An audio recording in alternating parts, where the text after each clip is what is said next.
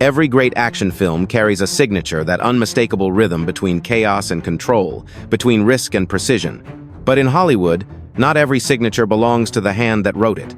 Sometimes, the name you see on the screen isn't the person who truly made the movie. It's a substitute, chosen to hide the truth. Behind the smoke and spectacle lies a different story, one of creative mutiny, silent replacements, and buried credit. A director leaves the set, another steps in, and the camera keeps rolling as if nothing changed. The audience never knows. The posters stay the same. The interviews remain polite. But the finished film carries two hearts beating out of sync, one original, one artificial. These stories aren't about failure. They're about survival, the fight between artistic vision and corporate control. In some cases, the replacement saved the project. In others, it destroyed it. Yet all of them share a haunting question. Who really directs the movies we watch? Tonight, we'll uncover 15 action films reshaped in secret, rewritten in panic, or rebuilt in silence. Some were taken over by studio order, others by circumstance, but all carry the fingerprints of someone you'll never see in the credits. Because in Hollywood, a name on a poster doesn't always tell the truth. Let's pull back the curtain on 15 films made by ghosts and finally give them the credit they were denied. Fact has shown Supernova. 2000. When Walter Hill first signed on to direct Supernova, he envisioned a stripped-down, suspenseful sci-fi thriller, claustrophobic and eerie. But executives at MGM panicked when early footage felt too quiet. Hill was removed, and Jack Shoulder was hired to reinvigorate the project. Then, when his version failed to satisfy, Francis Ford Coppola was brought in during post-production to salvage what was left. The end result was chaos. 3 directors, 3 tones, and no clear identity. Walter Hill, humiliated, used a pseudonym, Thomas Lee. Supernova wasn't just a movie. It was a cinematic black hole, swallowing every vision that fell into it. What should have been a simple sci-fi thriller became a warning about how too many hands can extinguish even the brightest star. Fact, Hasson 5, Superman 2, 1980. Perhaps no production better captures Hollywood politics than Superman 2. After the success of the first film, director Richard Donner had already shot most of its sequel. But conflicts with producers led to his dismissal and the hiring of Richard Lester, who reshot nearly 70% of the footage.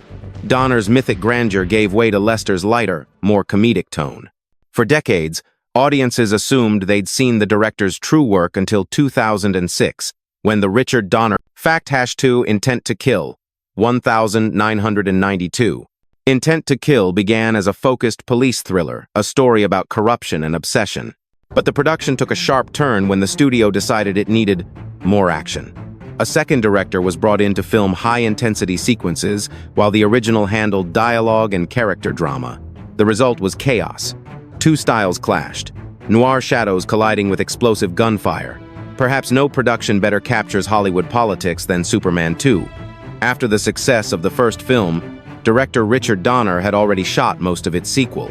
But conflicts with producers led to his dismissal and the hiring of Richard Lester, who reshot nearly 70% of the footage. Donner's mythic grandeur gave way to Lester's lighter, more comedic tone. For decades, audiences assumed they'd seen the director's true work until 2006, when the Richard Donner cut was released. The movie was completed in fragments, guided by someone who never saw their name on screen. To viewers, Cybertracker looked like a cheap B-movie, but to those who worked on it, it was something stranger, a film directed by absence, finished by survival. Its artificial world of machines mirrored its own creation, cold, mechanical, and haunted by a missing human touch. Fact #4 Hard Justice, 1995. Hard Justice was meant to be straightforward, a low-budget action film with sharp fight choreography and raw energy. But midway through production, tension between director Greg Yaitanes and the producers tore the film apart. Yaitanes left the project abruptly, and the second unit team was ordered to finish shooting without fanfare. Action scenes were remade from scratch, emphasizing spectacle over story. The final film feels chaotic, disjointed pacing, uneven lighting, and a narrative that drifts in and out of coherence. Yet Yaitanes' name remained in the credits, concealing the truth behind the film's fractured identity.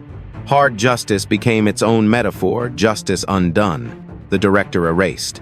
Fact #5 The Expert, 1995. Behind the scenes of The Expert, what began as a dark, gritty revenge story quickly turned into a production nightmare. The director wanted restraint tension, moral conflict, psychological realism. The studio wanted blood. Weeks into filming, clashes erupted, and soon the original director was gone.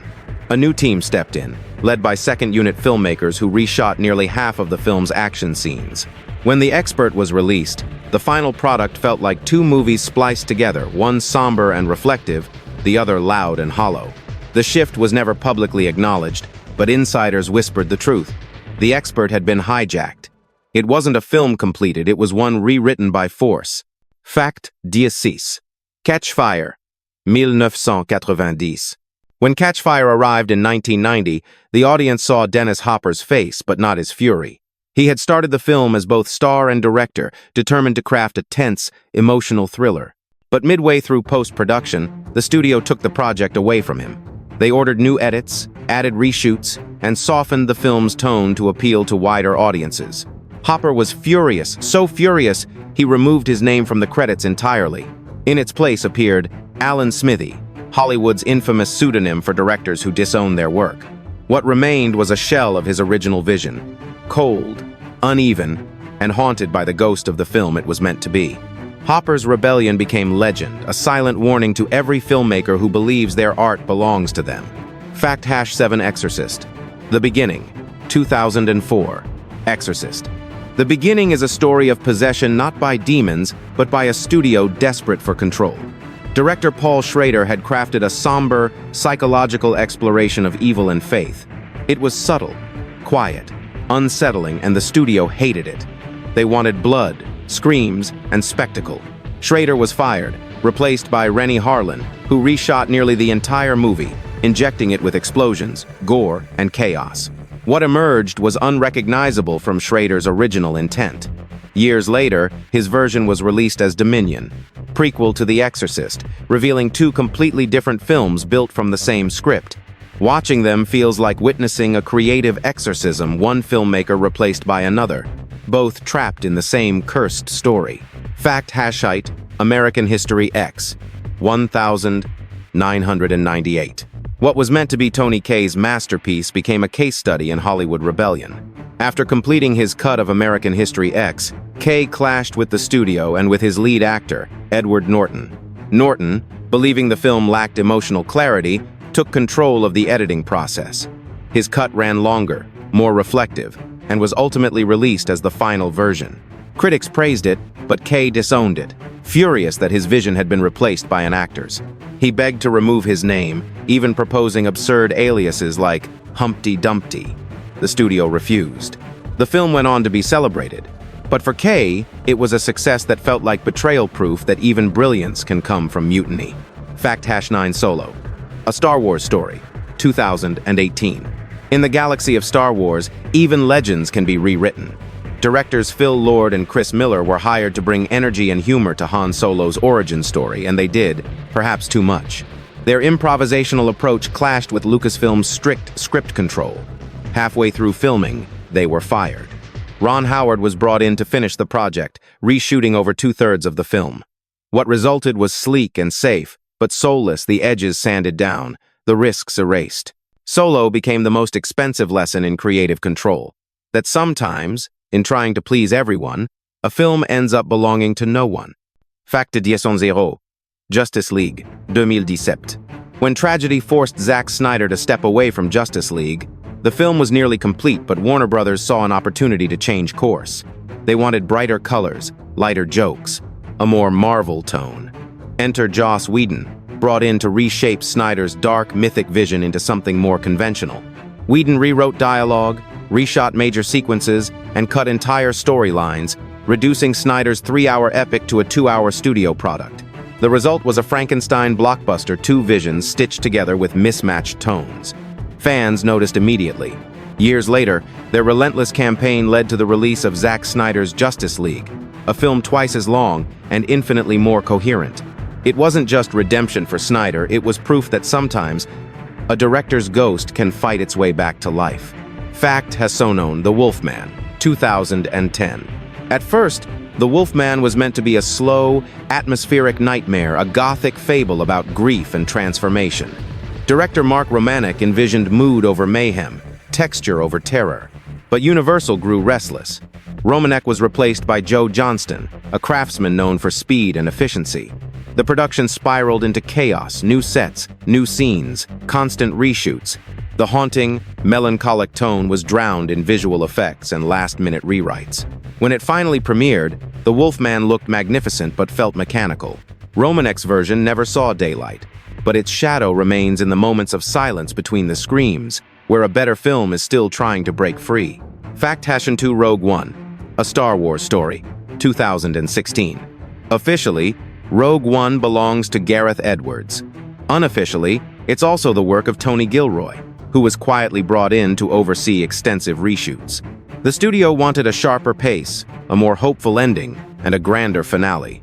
Gilroy rewrote scenes, directed new sequences, and added the now iconic Darth Vader corridor massacre, a moment that defined the film's legacy. Edwards stayed silent, never publicly complaining, and the film went on to become one of the most celebrated entries in the Star Wars saga. But behind its success lies a quiet secret: two visions, one story, perfectly fused. Rogue One stands as proof that sometimes the best films are born from creative collision, and that victory doesn't always belong to the name on the poster. Action 3 Tomb Raider, The Cradle of Life, 2003.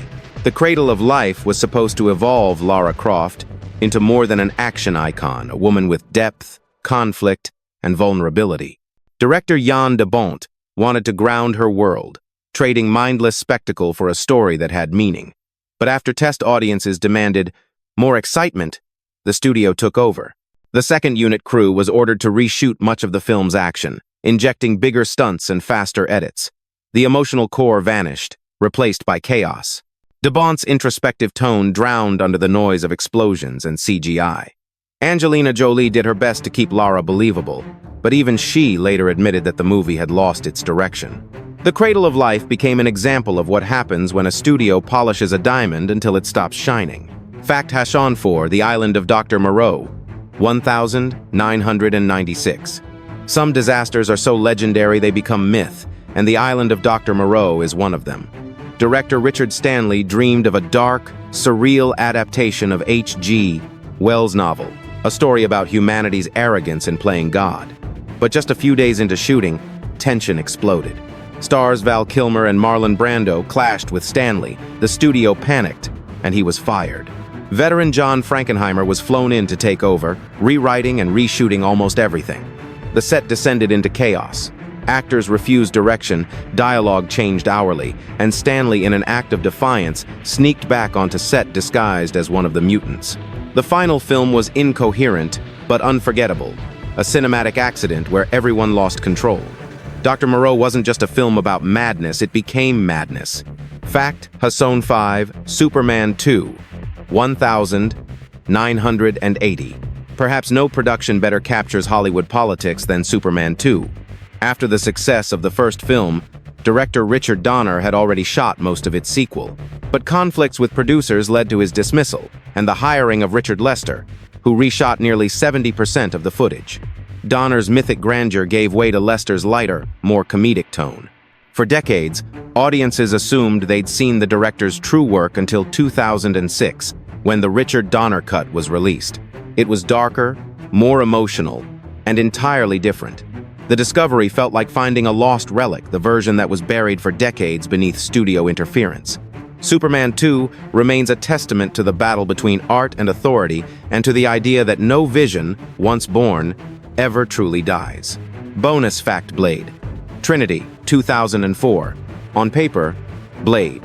Trinity should have been unstoppable, the explosive finale to a groundbreaking action trilogy. Instead, it descended into open warfare behind the scenes. Writer-director David S. Goyer and star Wesley Snipes clashed over every detail: tone, script, even camera angles. Communication broke down so completely that Snipes began sending notes to Goyer signed, "From Blade." The tension was unbearable. To keep the production alive, Goyer handed control of several key action sequences to his stunt and second unit teams. They shot major scenes independently without credit, without direction, just survival. By post-production, Blade. Trinity was a patchwork of competing visions. It looked sleek but felt lifeless, drained of the sharp edge that made the original films iconic. Critics called it disjointed, fans called it soulless, and the franchise collapsed. Years later, both Goyer and Snipes admitted how badly things had fallen apart. Ironically, the movie about a vampire hunter ended up as its own victim, bled dry by ego, exhaustion, and silence. 15 films, 15 untold stories, each reshaped by unseen hands. Some were rescued, others ruined, but all reveal the same uncomfortable truth. In Hollywood, authorship is fragile. A name on the screen doesn't always mean ownership. Sometimes, it's just what the studio allows us to see. So now, the question falls to you: when a movie is rebuilt, remade, or rewritten by another director, whose film is it really? The one who started it, or the one who finished it? Tell us below.